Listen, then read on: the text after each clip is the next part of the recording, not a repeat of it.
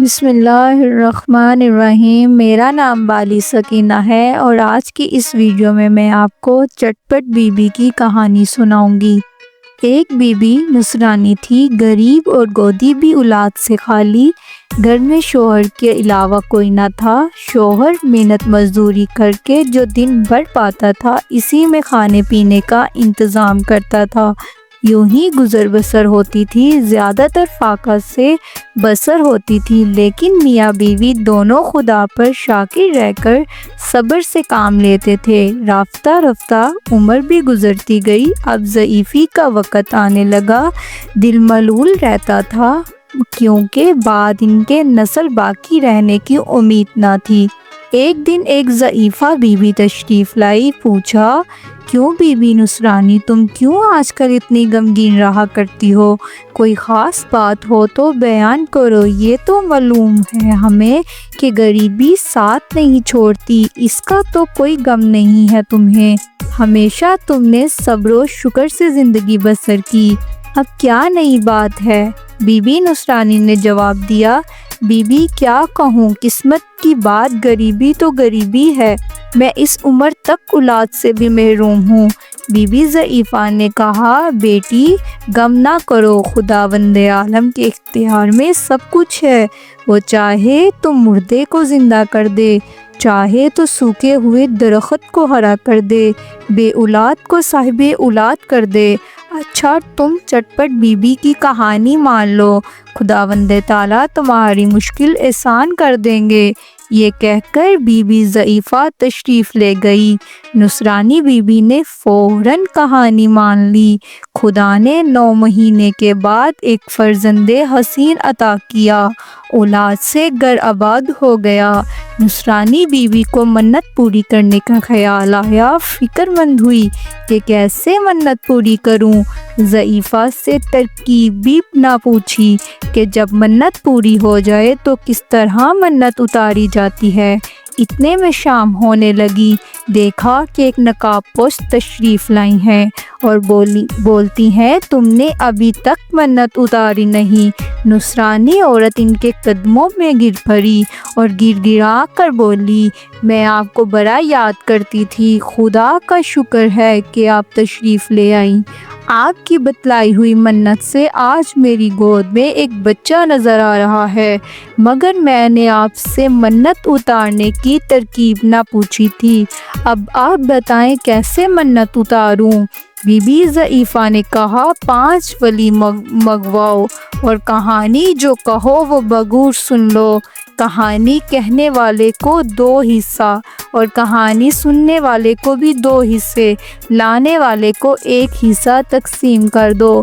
پھر be be ضعیفہ نے کہانی کہنی شروع کر دی۔ ایک روز امیر المومنین کچھ آٹا جو کا لائے اور فاطمہ زہرا کو دیا کہ اس کی روٹیاں تیار کرو، آج تمہارے بابا رسول خدا کو میں نے کھانے پر مدعو کیا ہے۔ جناب سیدہ نے خوشی خوشی آٹا خمیر کیا، روٹیاں تیار کی۔ جناب رسول خدا جو کہ بعد نماز مغربین تشریف لائے، جناب سیدہ نے دسترخوان لگایا، محسن پاک بابا کے ساتھ کھانا تناول فرمایا۔ جب پاک پیغمبر رسول خدا رخصت ہونے لگے تو جناب سیدہ نے عرض کی، بابا جان اسی طرح کل میری طرف سے کھانا نوش فرمائیے گا۔ رسول خدا نے قبول فرمایا۔ پھر حضرت علی کہیں سے جو کا آٹا لائے اور جناب سیدہ نے کھانا تیار کیا۔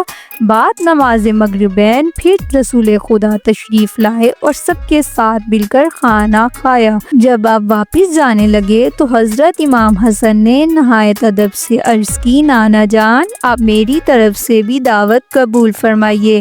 ارشاد ہوا، اچھا بیٹا تمہاری دعوت بھی قبول۔ پھر کھانے کے انتظامات ہوئے، جناب رسول خدا تشریف لائے اور کھانا تناول فرمایا۔ جب واپسی کا ارادہ کیا تو حضرت امام حسین نے نانا جان کے گلے میں باہیں ڈال لی اور بولے، کیا مجھ کو محروم رکھیں گے؟ تو نانا سمجھ گئے، فرمایا، بیٹا حسین تمہاری دعوت بھی قبول ہے، چنانچہ حسب دستور پھر سامان کھانا لایا گیا اور نبی کریم صلی اللہ علیہ وسلم دعوت پر تشریف لائے۔ جب کھانا کھانے کے بعد فارغ ہوئے، رخصت ہونے لگے تو آپ کی کنیز فضہ دروازے تک آئی اور عرض کی، یا رسول اللہ، یہ کنیز بھی آرزو رکھتی ہے کہ کل آپ دعوت میری طرف سے قبول فرمائے۔ اتفاق سے فضہ کو سامان مہیا نہ ہو سکا۔ ادھر شام ہونے کو قریب آئی مگر کسی سے اس سلسلے میں کوئی تذکرہ نہ کیا۔ وہ زمانہ ماہ رمضان المبارک کا تھا۔ جب رسول خدا نماز سے فارغ ہو چکے تو جبرائیل امین نازل ہوئے اور فرمایا، یا حبیب خدا، آج آپ کا افطار فضہ کے گھر پر ہے۔ رحمت دو عالم فوراً روانہ ہو گئے۔ دروازے پر پہنچ کر بآواز بلند بیٹی کو مخاطب کر کے فرمایا، اے بیٹی، تم پر سلام ہو۔ جناب سیدہ آواز پہچان کر دروازے تک آئی مگر کس قدر متعجب تھی کہ آج بابا جان نے کیوں تکلیف فرمائی، افطار کے لیے کچھ نہ تھا۔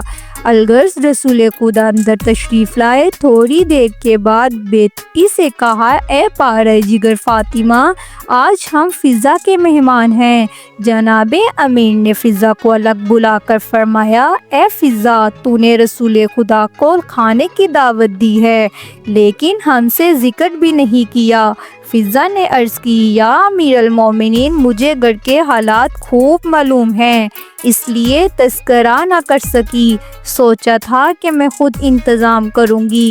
یہ کہہ کر فضہ نے وضو کیا اور گوشہ میں جا کر 2 رکعت نماز حاجات ادا کی اور دونوں ہاتھ دعا کے لیے بلند کیے اور گر گڑا کر بولی، اے خالق خدا، میں تیرے حبیب کی بیٹی کی کنیز ہوں اور تیرے حبیب کو اپنا مہمان کیا ہے۔